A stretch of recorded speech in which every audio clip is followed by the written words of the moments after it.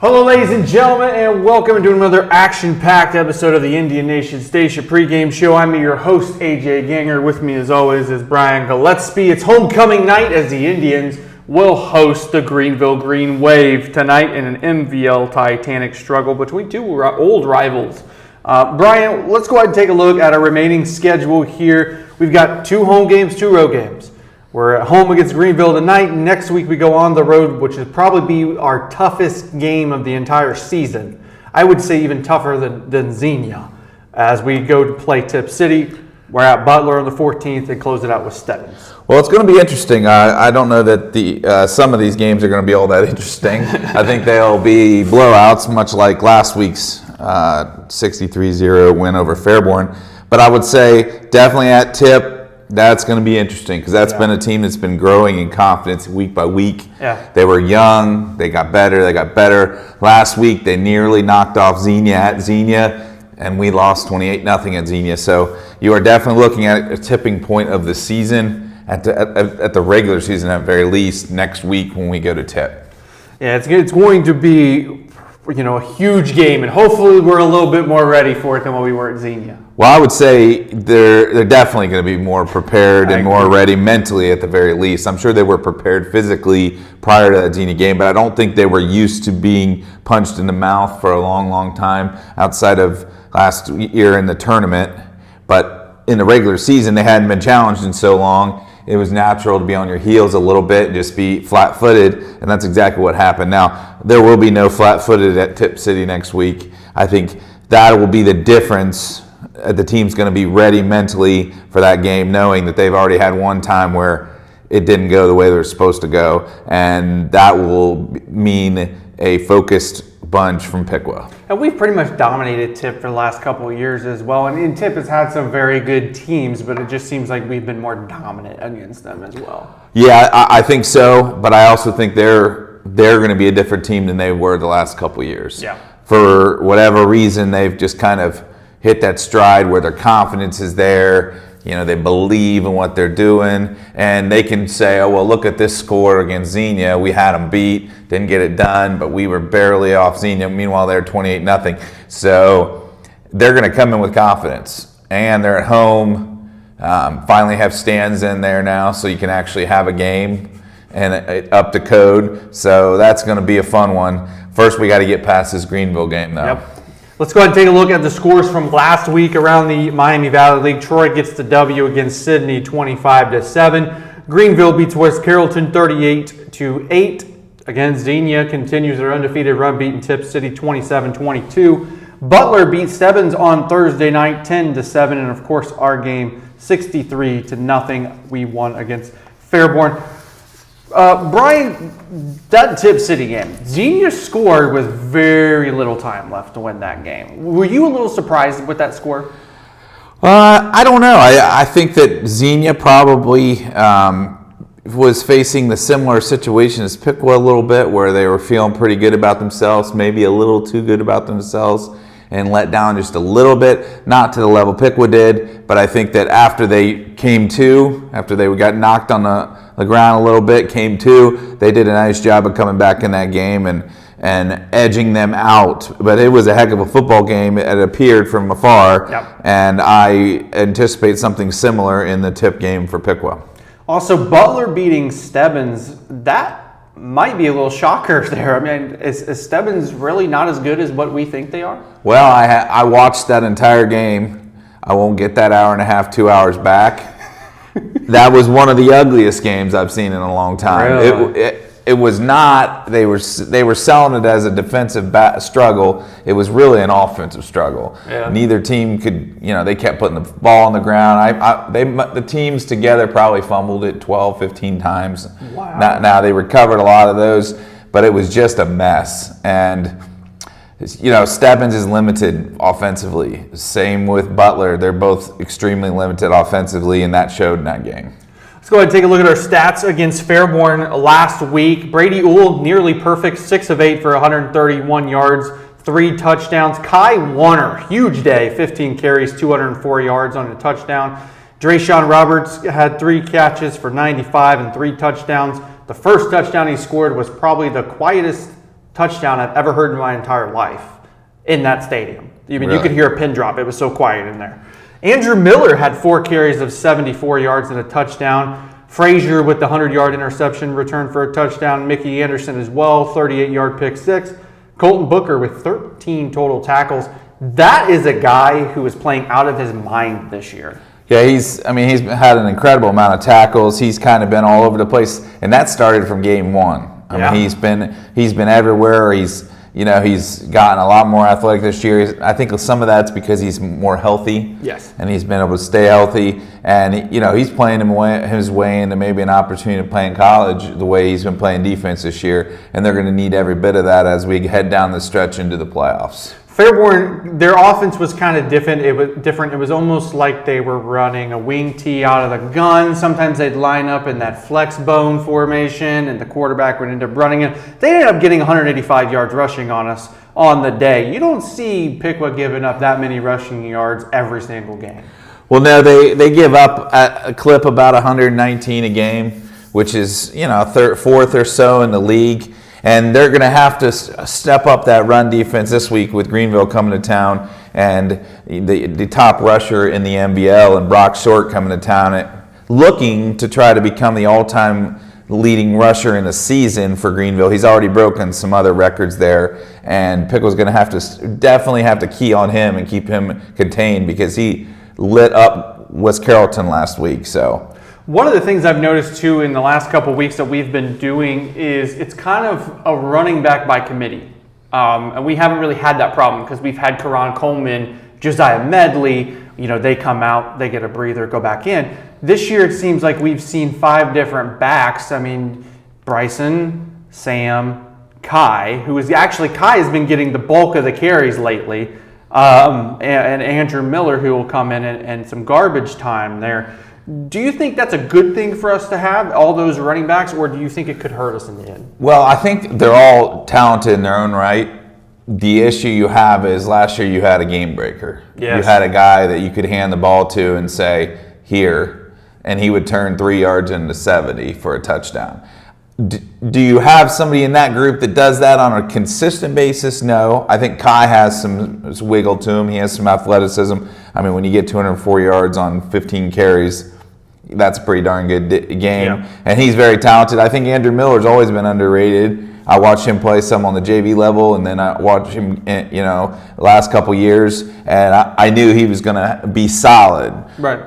They're not Josiah Medley, so you're not going to have that game breaker. But the thing that Pickle can do is balance that out by tilting to the pass a little bit more, and they have as good a receivers as anybody in the league. Final thoughts on the Fairborn game before we move on, Brian?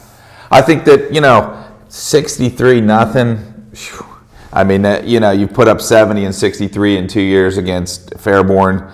Fairborn's got to be like, what do we got to do to get this stopped? Fairborn had a few nice moments, but by far not enough.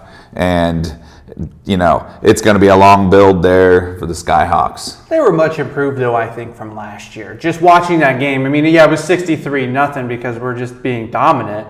But I feel like they were way more improved than what they were last year. Well, that's good news for them because, in a couple years, they're going to be moving into a new stadium, getting a new school. That'll be exciting for the whole, really for the whole city of Fairborn and getting to see, because they've needed a new school for a while. Yes. So, and a new football field and a new basketball arena, you name it, they've needed it and they're getting it. And that's a good thing to build towards where, okay, hey, when we get to that first year when we're in there, man, we better be hitting on all cylinders. Yes. All right, let's go ahead and take a moment to thank all of our sponsors for the 2023-22 school year. Kathy Henney, Little Caesars, Teach Tech Productions, Buffalo Wings and Rings, Dick Lumpkins, This and That Candy on Main, Harmony Systems, Cray-X, Edison State, Dr. Littlejohn, Morris Comfort Systems, and Atlantis Sportswear. Thank you for all your support for the 22-23 school year. Division II, Region 8, Brian, our top 16 for this week. Xenia staying on top at 6-0. Kings is number 2 at 6-0 as well. Edgewood moved up to number 3 at 5-1. Winton Woods, defending state champs, are sitting at 4 at 6-0. Pickwas, we're at 5. Troy's at 6. Withrow 7. Northwest 8. Anderson 9. Sydney 10. The Fighting Ratlifts 11. Little Miami 12, Loveland 13, Lima Senior 14, Harrison 15, and Stebbins 16. Winton Woods and Kings, they play each other this week, so maybe a flip-flop, but I don't think you're going to see much movement. Well, I do think that the winner of that Kings-Winton Woods will move to number one. I think they should, too. I mean, that's a heck of a game. Those are two really good teams in Cincinnati. Cincinnati plays, they play tough competition a little bit more probably than this league. Yeah. I think that those guys will get the computer bump that will push them into number one. And I don't see a loss on Winton Woods' schedule if they beat Kings. Kings got a few tough ones maybe, but I think either one of those guys will probably end up number one. Team missing on this list is Lasalle. Yeah. They always stack their schedule, incredibly difficult schedule every year, and it's kind of biting them this year because they're not quite what they have been, so they're actually not even in the top 16. Now, with the caveat that if they win one more game, they could end up 15 or 16, and if I'm 2 or 1, I don't really want to play LaSalle in the first round of the tournament. No. So that would be a nightmare case scenario for one of those top 2 teams to have to play a team the quality of LaSalle, because the record definitely, if they played our league, they'd be 4-2 at worst. You look at those 7, 8, 9s though. You got Withrow, Northwest, and Anderson, all 3-3 on the year. I don't know if you want to play one of those teams either, because all these Cincinnati schools are sneaky teams. They play really tough schedules. Yeah, right now, I mean, you play those Midland teams, you're going to be in for a battle. Right? Pickle would play Little Miami as we did last year in the first round. I think that was last year. Yes. Right now, but we're also on the edge of playing Ross and the Fighting Ratlifts. If it would have ended last week, the season would have ended, we would have got that matchup. That's my personal dream matchup to be able to commentate. But first round, if you're at the 5 spot, not as easy as it may sound. And I think Pickle is probably going to end up staying at 5 unless we drop a game here or there. We may go down to 8, but I don't think we're going to fall any further than that. Yeah, I don't know if you move to 4. I would say max right now. Xenia is probably not going to lose again. They're going to be in the top 2. You're going to looking at Winton Woods Kings winner is going to be in the top 2. You probably get Winton Woods Kings loser at number 3. Yeah. Edgewood might drop to 4 then. So then you're talking about probably 5 between Edgewood and Piqua maybe for the 4 spot. And it just all depends on what you want. Because if you're the 4, you draw the 1 in the second round. If you're the 5, you draw the 2. So it's like, it all depends on who's in that 1 or 2 spots. You probably, I don't know. It's going to be interesting. Well, the 4 and 5 would play each other, and then would play the 1 maybe. But holy mackerel, that's going to get interesting here. Yes. Really, the top 5 teams are what you need to look at as teams that could get out of the region. I agree. I don't know that it goes below 5 unless you're talking about LaSalle. I don't think any of those other teams are getting out of this region. I don't think so. So those top 5 teams, it's going to be competitive. It is going to be competitive. Let's go ahead and move on here as we take a look at our matchups this week. Huge game going on in Troy. It's Troy's homecoming night, I believe, as well. Tip City travels there to take on the Trojans. Butler will host Xenia this week. Stebbins hosts Fairborn, West Carrollton at Sydney, and obviously us here tonight. Obviously, the game to look out for is Tip and Troy, but in my mind, I think Fairborn can get Stebbins. I think that it might be more competitive than the records look. 1-5 versus 3-3. As I mentioned earlier, I wasn't all that impressed with what Stebbins was doing offensively. Fairborn showed they could move the ball some last week against Piqua. I think that is a reasonably close matchup. I think if you look at the Tip Troy game, not as close as the records may seem. No. I think Troy at 4-2 is I look at that record and that surprises me a little bit. It does. But if you look at their schedule, you go, now I can see why they're 4-2. So I think 4-2, that's not as good a 4-2 as you may assume. And I think Tip's 5-1 is a lot better than it appears. they could easily be 6-0 with a win over Xenia. So I don't think that's a close game. And Troy's 2 losses have been pretty bad. Yeah. I mean, the loss to us, I don't know if I think it was Xenia they maybe played that they lost to again too. So, I mean, 2 pretty bad losses for Troy, but good for them for being able to stick through. Now, one thing I have heard about that game is Troy kids are actually taking that, since Burbacher is now at Tip, they're taking that, and the coaches are, almost as a more important rivalry game than the Piqua game, because of that interesting coaches, former coaches type situation. So that could make it closer because they're fired up and they've put a priority on it. They have stuff on the walls in their locker room thinking about that game against Tip all year, and it's at Troy, so you could see a little bit closer game than that. And it was weird. Burbacher was at Tip City, went to Troy, then back to Tip City. So I get where there's a little bit more extra motivation there as well. Brian, any other games that you'll be looking at this week? Not so much, other than that Winton Woods. That Winton Woods Kings game is going to be a doozy. Not so much in the MVL. I mean, if you look around, you got West Carrollton, Sydney, Butler's Xenia. Butler's not going to be able to score nearly enough points to stay with Xenia, and Xenia's going to, unless they have a letdown, they'll win that game by a substantial amount. So not necessarily MVL wise. Let's go ahead and talk about our game here tonight as Greenville comes into Alexander Stadium for a homecoming matchup with our Piqua Indians. The last time Greenville beat Piqua was all the way back in 2014 when we were in the G-Walk, 28-21. Since then, Piqua's won 7 straight against Greenville. 2015, it was 48-14, 16, 38-6, 17, 42-7, 18, 42-7, 19, 21-7. 2020 was 49-0, 21 was 49-0, which means Pitt was outscored Greenville 289-41 in those 7 years, while this season, Pitt was outscored opponents 277-34, with 28 of those points we gave up to Xenia. But we've been getting on the right track here so far, Brian.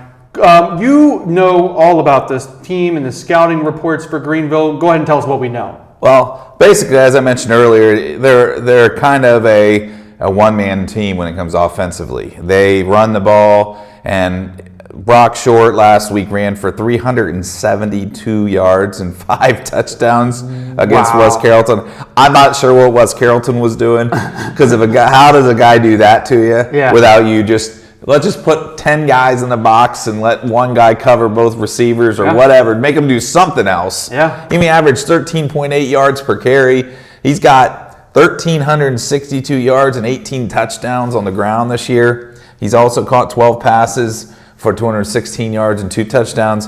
He's already broke the school record for most career rushing yards. He has almost just under 3,000 rushing yards in his career. And he also has, he broke the school's scoring record as well. So he's got 224 points scoring. So there's a clear focus here. And I think Piqua will, and they did it last year. He Short had great numbers coming in the Piqua game last year, and Piqua shut him down. I think they know the answers to the test here. If you can slow Short down, if you can stop him, you're going to have a pretty good night in a game. I mean, back-to-back 49-0 wins over Greenville. It was my first year at Piqua. The last time they beat them. I don't like Greenville's chances this week. I don't either. What about defensively, Brian? We have some guys banged up on offense. Brady Wool obviously being the big key guy on offense, but we've seen Kai can go in there and mix it up a bit. What do we got to look at for Greenville's defense?